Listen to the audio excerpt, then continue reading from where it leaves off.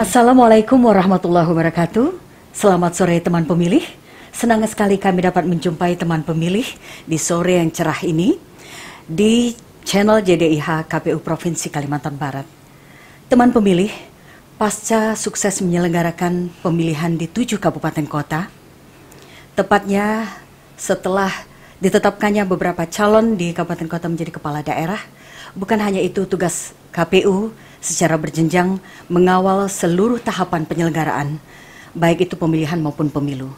Namun, ada tugas yang lain yang menjadi perhatian secara berkesinambungan yang harus dilakukan oleh KPU untuk menjaga kesuksesan pemilihan dan pemilu yang akan datang. Apa itu?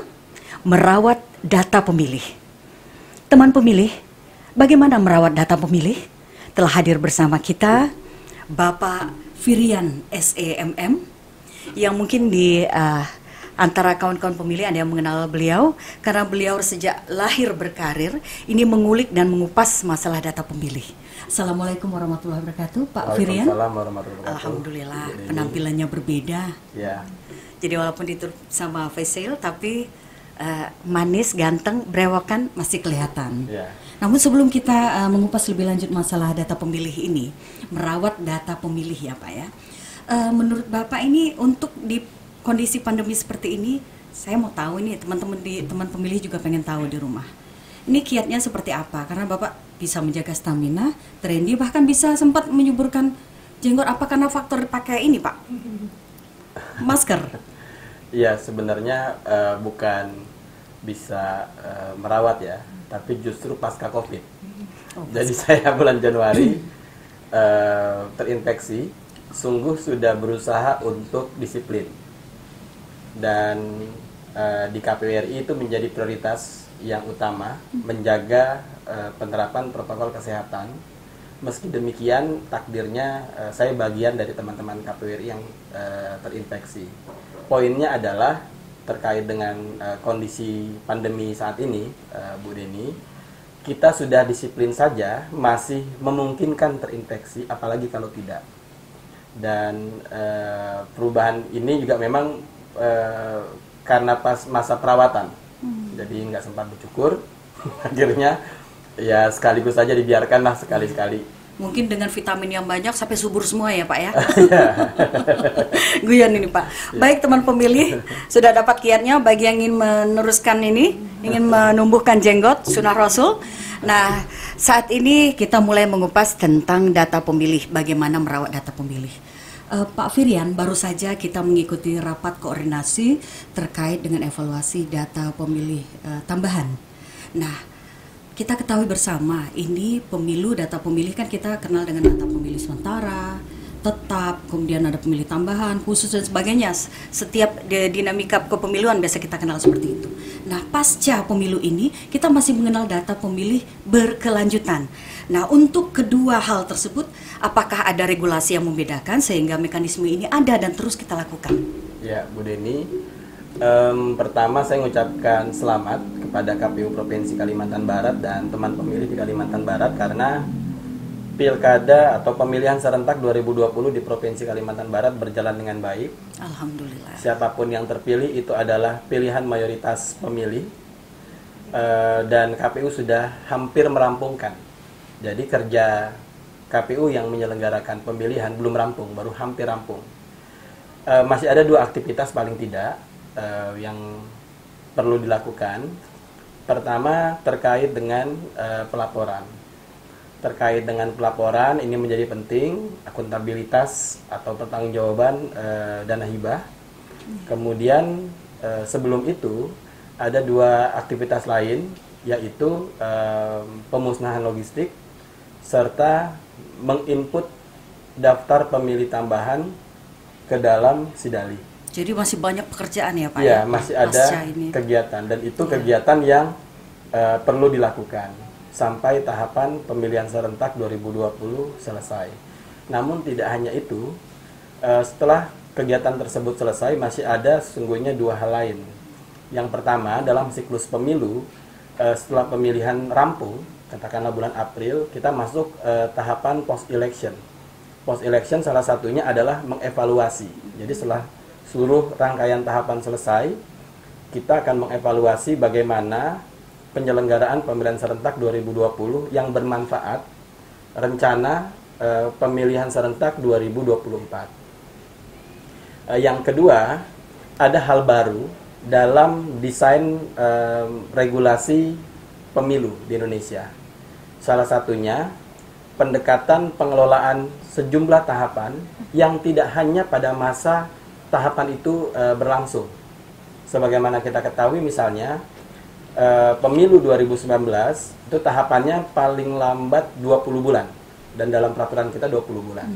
Tapi ada satu kegiatan dan ini hal baru dalam manajemen pemilu kita, yaitu kegiatan yang bisa juga dilakukan di luar tahapan yang sebelumnya tidak, yaitu pemutakhiran daftar pemilih berkelanjutan. Mengapa saya sampaikan ini hal baru? Karena sebelumnya tidak ada. Kalau kita mengikuti pendekatan manajemen penyusunan daftar pemilih dikenal 3 metode. Ada pendekatan periodic list, pendekatan sipil registry, dan pendekatan continuous list.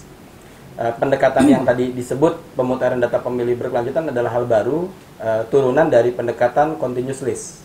Yang maknanya adalah secara singkat, daftar pemilih diperbaharui terus-menerus. Tidak peduli secara periodik istilahnya ya Pak ya? Secara terus-menerus. Tidak peduli apakah ada tahapan atau tidak. Misalnya sekarang sudah mulai berlangsung sejak tahun lalu yang tidak ada pilkada, melakukan kegiatan pemutakhiran secara terus-menerus. Pertanyaannya untuk apa?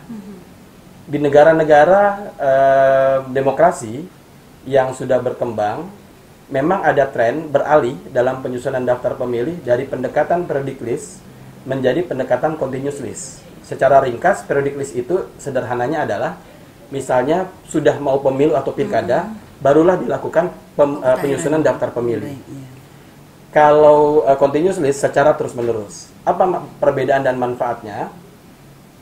Sejumlah negara seperti Meksiko dan Kanada yang beralih dari periodic list ke continuous list, itu salah satu pertimbangannya adalah aspek kepercayaan publik.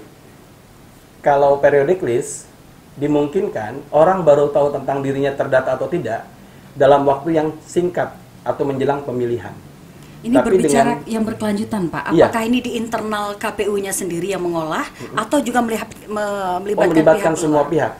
Jadi melibatkan semua pihak yang tujuannya, kalau continuous list ini atau pemutahiran data pemilih berkelanjutan, gambarannya nanti masyarakat itu akan tahu data dirinya secara terus-menerus. KPU secara terus-menerus juga melakukan pembaruan data. Nanti menjelang pemilu tidak lagi terlalu kredit mengurus daftar pemilih sebagaimana sebelumnya terjadi. Dan ini memang tren di sejumlah negara demokrasi. Apakah ada proses sinkronisasi dengan lembaga lain yang juga berwenang untuk melakukan update data kependudukan? Menjadi berbeda, bukan sinkronisasi, tapi kita melakukan kegiatan koordinasi dengan berbagai pihak. Dan menjadi niscaya pada saat ini karena kemajuan teknologi informasi. Jadi kalau masa lalu misalnya ini data dari lembaga A, lembaga B ini bagaimana? Nah kalau sekarang dengan sistem informasi yang bisa terintegrasi atau terkoordinasikan, maka pertukaran data itu menjadi hal yang bisa dilakukan terus-menerus. Dalam pelaksanaannya ini dinamika di lapangan, beberapa instansi yang juga andil dalam proses pemutahiran data tersebut. Apakah ada kendala Pak? Atau seperti apa kalau misalnya kita menemukan persoalan, karena ini bicara kewenangan lembaga-lembaga terkait yang juga sama-sama punya kewenangan. Bagaimana solusi, jalan yang tepat sehingga data tersebut bisa diterima oleh semua pihak? Sebagai catatan, kita perlu melihat kementerian, lembaga atau badan yang juga mengelola data, dalam konteks ini data warga negara atau data penduduk, sesuai dengan fungsinya. Kami selalu mengatakan, KPU dalam menyusun daftar pemilih itu sesuai dengan tupoksinya. KPU dituntut dan harus bisa menghadirkan daftar pemilih yang mutakhir, yang akurat, yang komprehensif, yang transparan, yang memberikan peran partisipasi masyarakat, sekaligus juga terbuka untuk diberikan masukan dan mudah diakses. Nah, ini terkait dengan hasil ya Pak, hasil dari pemutakhiran data yang melibatkan para pihak tersebut. Sejauh mana bentuk, kalau kita di internal kan kita mengenal rapat pleno, sehingga legalitas dari apa yang kita putuskan itu memang mengikat semuanya. Nah, untuk ini data pemilih berkelanjutan bagaimana Pak legalitasnya? Apakah melalui pleno juga di internal atau memang bentuk lain selain rapat koordinasi? Dia ada dua nanti pendekatannya. Yang pertama, kegiatan terus-menerus. Mindset kita memang harus disesuaikan. Kalau dulu identik harus rapat pleno, itu dilakukan nanti menjelang kegiatan pemilihan umum. Di masa jeda ini, kegiatannya adalah secara terus-menerus cukup rapat koordinasi. Dibuat berita acara, berkoordinasi dengan para pihak, dan itu setiap bulan dilakukan oleh KPU Kabupaten Kota. Apa yang mereka dapatkan Pak dari itu? Apakah salinan atau berupa apa dari berita acara? Oh, hanya berita acara saja. Nah, kita sedang mengembangkan sistem informasi untuk pemutakhiran data pemilih berkelanjutan. Ini tidak mudah, Bu Deni, karena ini hal baru.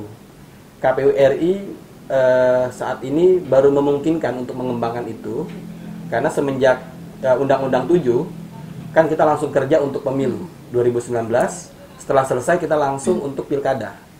Nah, juga ada keterbatasan anggaran ya. Maka di tahun 2021 kami coba mengembangkan sebuah sistem informasi yang bersifat berkelanjutan. Dan sebelumnya tidak ada. Dan kami, Indonesia, belum memiliki pengalaman untuk hal ini. Maka kita berusaha untuk mengembangkan hal baru sekaligus juga belajar. Karena ini hal baru, tentu tidak mudah. Sebagai gambaran umumnya adalah kegiatan pemutakhiran data pemilih secara kuantitatif kurang lebih 70% prosesnya itu nanti dilakukan melalui sistem informasi atau teknologi informasi. Untuk pengolahan data menggunakan sistem informasi tertentu, gambaran sederhananya, nanti di kantor KPU Kabupaten Kota dimungkinkan ada layanan pengurusan administrasi pemilih. Itu setiap tahun ada atau waktu tertentu? Setiap hari kerja. Setiap hari kerja. Dimungkinkan, dan itu sebenarnya sudah berjalan sejak tugas pokok harian ya Pak jadinya. Iya, sebenarnya kan 2018 sudah mulai. Iya. Namun karena 2018 sudah tahun pemilu, itu tertutup dengan kegiatan pemutakhiran daftar pemilih untuk pemilu 2019. Kemudian waktu pemilihan serentak di daerah-daerah yang tidak pilkada juga dilakukan, karena hal baru tidak mudah. Tapi DNA-nya KPU itu selalu berupaya secara aktif. Menjadi berbeda misalnya, ada kementerian atau lembaga lain yang desainnya memang tidak secara aktif, menunggu laporan. Tapi kalau kita berusaha untuk selalu aktif. Nah, nanti ke depan gambarannya, tadi disinggung oleh Bu Deni, bagaimana koordinasi dengan para pihak. Semua pihak, kementerian, lembaga badan, yang dalam pandangan KPU, perlu untuk dikoordinasikan terkait menghasilkan daftar pemilih secara terus-menerus yang terpercaya, itu akan kita koordinasikan. Sebagai contoh, di kabupaten kota itu ada instansi yang mengurus kematian. Dan isu pemilih yang sudah meninggal ini masih masuk dalam daftar pemilih, itu salah satu isu klasik. Maka kami berupaya dalam konteks pemutakhiran data pemilih berkelanjutan, teman-teman KPU Kabupaten Kota berkoordinasi secara terus-menerus dengan instansi terkait. Nah, ini terkait dengan penduduk yang harus dicoret dan sebagainya, Pak. Apabila dalam pelaksanaannya sudah ditetapkan DPB ya berkelanjutan, tiba-tiba ada masukan informasi dari masyarakat ataupun dari masukan dari sumber informasi, baik itu Kemenkumham, kemudian Capil dan sebagainya, adanya masyarakat yang pindah dan sebagainya. Ini prosesnya setelah penetapan, mekanismenya lagi, maksud saya seperti apa? Apakah otomatis langsung dilaporkan masuk atau kita verifikasi atau seperti apa mekanismenya? Bisa seperti yang disampaikan oleh Bu Deni. Kalau dia di pertengahan bulan boleh sampaikan, boleh juga disampaikan pada saat rapat koordinasi. Jadi mindsetnya data kita akan dinamis, kecuali menjelang digunakan pada saat pemilu atau pemilihan, baru ada pendekatan pleno bahwa pemilih kita sekian. Nah, selebihnya ini cukup dalam bentuk rapat koordinasi saja. Sejauh mana korelasi yang sangat kuat hasil dari DPB ini bisa menunjang nanti untuk 2024 Pak ke depan? Oh, sangat. Jadi keyakinan Bapak seperti itu. Isu daftar pemilih ini melulu bicara tentang kita bisa percaya apa enggak sih dengan DPT. Nah, salah satunya yang bisa kita bangun adalah membuka data tersebut secara terus-menerus. Contohnya, dari praktek pemilu dan pemilihan 2019 dan 2020, ada sejumlah pemilih, dan itu dimungkinkan oleh undang-undang, tidak masuk dalam DPT, bisa menggunakan hak pilih dengan memakai KTP elektronik sesuai dengan alamat domisilinya. Dalam pemilu 2019 disebut DPK. Di pemilihan serentak 2020 disebut DPTB. Ada realitas yang kita temukan, sebagian pemilih yang DPTB ini sesungguhnya sudah ada dalam DPT. Pertanyaannya, kalau sudah ada dalam DPT, kenapa dia menggunakan KTP elektronik tidak berbasis kepada DPT? Ini karena kurangnya informasi. Pertanyaan berikutnya, kenapa bisa kurang informasi? Karena yang bersangkutan tidak mengetahui bahwa dirinya terdaftar di TPS tersebut. Tapi tetap dilayani ya Pak ya? Tapi tetap dilayani. Nah, maksud saya itu bisa terjadi karena pendekatan periodic list. Nah, salah satu tuntutan dari pendekatan continuous list, salah satu pilihannya adalah TPS-nya tidak mengalami perubahan, kecuali karena satu dan lain hal, misalnya ada perumahan baru yang masif di satu titik sehingga perlu TPS baru. Tapi di daerah-daerah yang sudah existing, itu kemudian TPS-nya tetap. Sehingga orang akan tahu, oh mau pemilu, oh dia sudah tahu, oh saya nanti akan milih di TPS tersebut. Sehingga DPTB akan terminimalisir.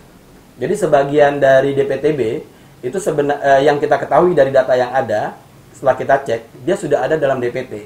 Nah, karena kurangnya informasi, karena informasi terkait dengan yang bersangkutan terdaftar di TPS berapa, itu baru menjelang hari pemungutan suara.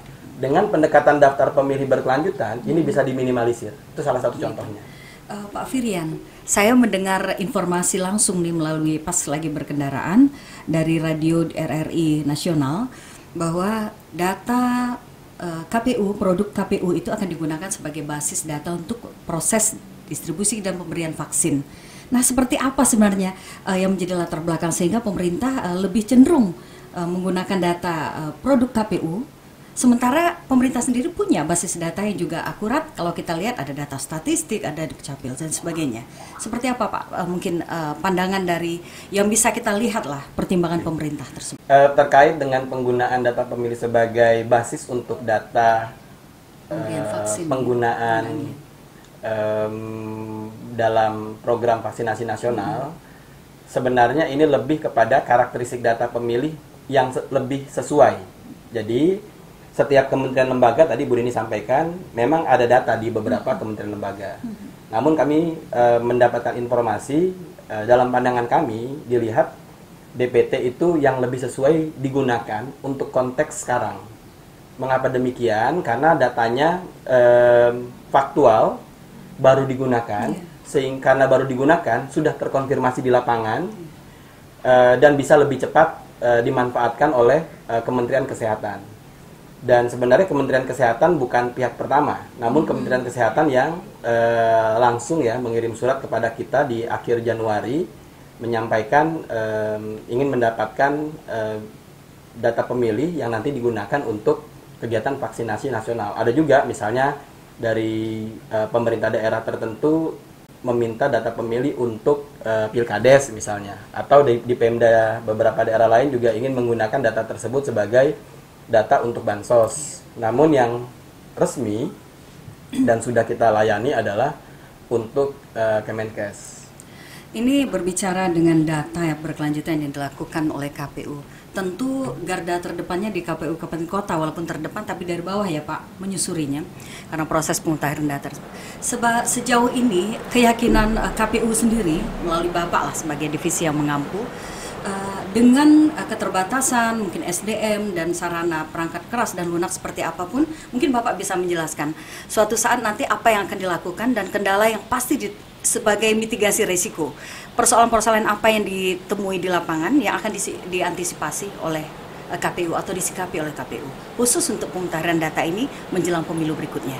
Paling tidak ada 2-3 hal. Yang pertama, KPU RI, dan ini bolanya ada di kami, harus bisa mendesain secara detail, secara operatif kegiatan pemutahiran daftar pemilih berkelanjutan.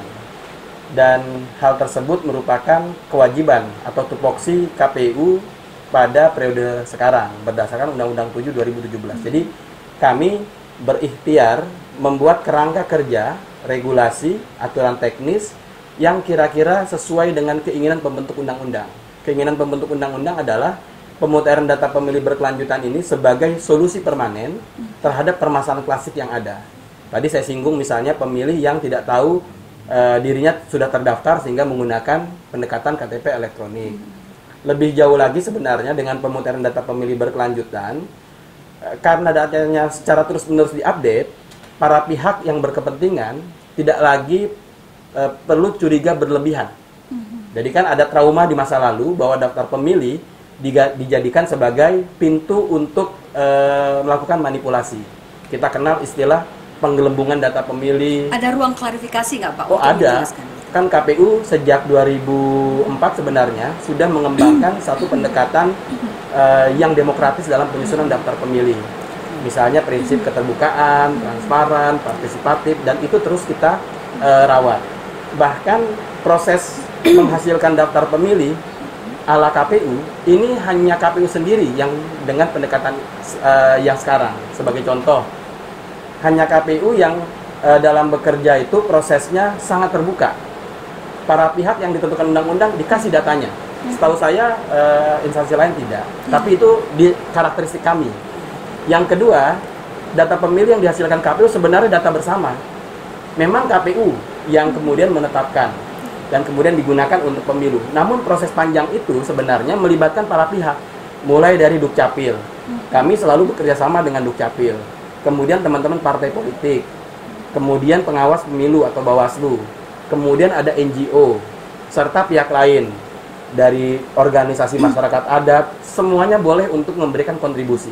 Sehingga kami mengatakan misalnya dengan digunakan data pemilih sebagai basis untuk vaksinasi nasional, sesungguhnya itu bukan hanya keberhasilan KPU, tapi keberhasilan dari kerja bersama KPU bersama kementerian lembaga terkait yang dalam proses panjang ini terlibat aktif. Begitu, Bu Deni. Baik, Pak, ini banyak hal sebenarnya ingin kita kupas, mumpung Pak Firian ada di Pontianak, karena beberapa hari lagi beliau akan kembali bertugas ke Jakarta, karena ini ada hal-hal penting. Ke Pontianak juga sedang bertugas. Bertugas ya. Menyikapi persoalan-persoalan di lapangan terkait dengan wacana akan dibuat desain baru pelayanan kita secara langsung kepada masyarakat, mungkin di setiap satker ya Pak kalau begitu, dan menjadi rutinitas untuk pelayanan ke masyarakat, pada masyarakat yang bisa memberikan informasi terkait data-data pemilih baru. Ini apakah masuk dalam tupoksi setiap bagian nantinya, atau memang pada saat-saat ada event pemilihan atau pemilu saja Pak? Dilakukan terus-menerus dengan demikian. Jadi kerja setiap hari, kalau ada pemilih datang kemudian dilayani. Berupa posko atau seperti apa Pak? Kan layanan biasa aja. Kalau datang dia ingin meregistrasi dirinya baru pindah misalnya, itu dilayani.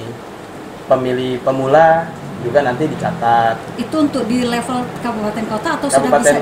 Kabupaten kota. Namun kita sedang mengembangkan dengan kemajuan teknologi informasi sedapat mungkin proses-proses tersebut bisa diselesaikan dengan sistem informasi. Ini kan masa pandemi Pak, ya. Jadi kebutuhan untuk secara online barangkali bisa ya Pak ya memberikan pelayanan seperti itu? Tidak mudah juga kalau kita lakukan secara offline ya, misalnya kantor KPU Kabupaten Kota membuat layanan. Kan ini perlu sosialisasi yang masif. Jadi itu hanya salah satu bentuk. Jadi ada beberapa bentuk. Pertama, pertukaran data dengan kementerian lembaga terkait secara nasional. Satu. Yang kedua nanti koordinasi KPU Kabupaten Kota dengan instansi teknis tidak melalui sistem informasi. Yang ketiga, ada event-event tertentu yang kita terlibat. Misalnya, kita berharap ada data balikan dari Kemenkes setelah program vaksinasi nasional. Begitu pula kalau jadi pemerintah daerah ingin menggunakan untuk pilkades. Jadi ada beberapa cara yang kita gunakan. Nah, terakhir termasuk masyarakat pemilih mau datang langsung. Jadi bisa. Itu hanya salah satu ya, memilih datang langsung. Pak Firian, tadi Pak Firian mengatakan bahwa pasca pemilu masih banyak rentetan kegiatan terkait dengan pembenahan, evaluasi dan sebagainya untuk persiapan ke depan.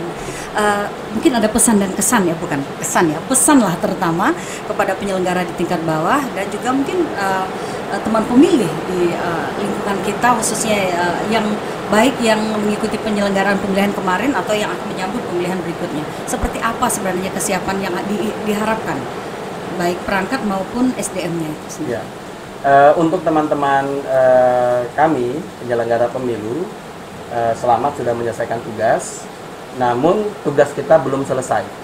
Jadi yang melaksanakan pilkada mohon berkenan untuk menyelesaikan secara baik, rapi, tuntas, termasuk sekitar bulan ini dan sampai dengan bulan depan itu pemilahan logistik, kemudian mengentri daftar pemilih tambahan ke Sidali, membuat laporan dan mempertanggungjawabkan anggaran. Mohon ini bisa dirampungkan dengan baik dan jangan sampai kelewat, jangan sampai ada yang terlewat atau keliru dalam menyelesaikan hal tersebut. Tapi tetap disupervisi KPU RI ya, Pak ya. Nah, yang kedua, sebenarnya ada pendekatan prinsip yang berbeda dari periode sekarang dengan sebelumnya. Ini menyangkut perkembangan zaman. Di masa lalu, Bu Deni, waktu penyelenggara pemilu namanya bukan KPU, khususnya LPU, organ penyelenggara pemilu itu bersifat ad hoc. Hanya dibentuk sampai kabupaten kota dan provinsi kalau ada pemilu. Jadi pendekatan pemilunya dibuat satu tahapan tertentu, baru dibuat badan ad hoc untuk menyelenggarakan. Semenjak tahun 2002 sebenarnya kan KPU sudah satu komisi yang bersifat nasional tetap mandiri di pusat, provinsi, dan kabupaten kota. Namun tugas-tugasnya baru menjelang pada saat tahun pemilu. Sebenarnya dalam konteks tersebut sudah memungkinkan KPU ini kemudian tahapan kerjanya dicicil. Itulah salah satunya sederhananya. Kalau kita ingat tahun 2004 misalnya, itu ada pertanyaan publik. Setelah pemilu KPU ngapain kerjanya? Saya masih ingat waktu saya masih di KPU kota, KPU nggak ada kerjaan ya setelah pemilu. Karena memang desain tahapannya masih seperti itu. Nah, sekarang dimulai dengan pemutahiran data pemilih berkelanjutan. Kemudian juga kita melakukan pendekatan sistem informasi partai politik secara berkelanjutan. Sederhananya, ketika KPU sudah menjadi organ yang bersifat nasional tetap dan mandiri, dimungkinkan sebagian dari tahapan pemilihan atau pemilu itu dilakukan secara terus-menerus. Mulai dari penyusunan daftar pemilih, dan ini sudah berjalan di berbagai negara demokrasi. Yang kedua, pendidikan pemilih. Jadi pendidikan pemilih itu tadi disinggung oleh Bu Deni kepada teman pemilih bagaimana di masa jeda tidak ada pemilu atau pemilihan, sebenarnya tugas KPU belumlah selesai karena merubah pandangan masyarakat, mengedukasi pemilih tentang budaya demokrasi, nilai-nilai demokrasi, meningkatkan kualitas pemilihan. Yang itu kita, ya, Pak, sangat tergantung dari pemilih ketika berada di TPS. Itu bukanlah pekerjaan yang mudah. Itu diperlukan satu edukasi yang bersifat terus-menerus, yang sifatnya kelanjutan, bukan hanya ketika menjelang pemilu baru dipersoalkan. Nah, kenapa banyak orang yang menerima politik uang? Kenapa orang memilih itu bukan karena visi misi dan program misalnya? Kenapa masih ada yang seperti itu? Nah, yang seperti ini kan tidak bisa 1-2 hari, tapi harus secara terus-menerus. Nah, itulah yang kami maksudkan sebenarnya dengan pendekatan KPU yang sudah bersifat nasional tetap mandiri. Fungsinya itu bukan hanya pada saat tahun pemilu atau pemilihan. Contoh. Nah, ini mengklarifikasi loh Pak, rumor yang beredar pemilu selesai, wah kita nggak ada kerjaan, padahal masih banyak seperti yang disampaikan, sosialisasi dan sebagainya ya Pak ya. Nah, contoh misalnya kondisi hari ini pemerintah dan DPR tidak berencana meneruskan revisi Undang-Undang 7. Tidak pula kemudian merevisi Undang-Undang Pemilihan, Undang-Undang 10 2016.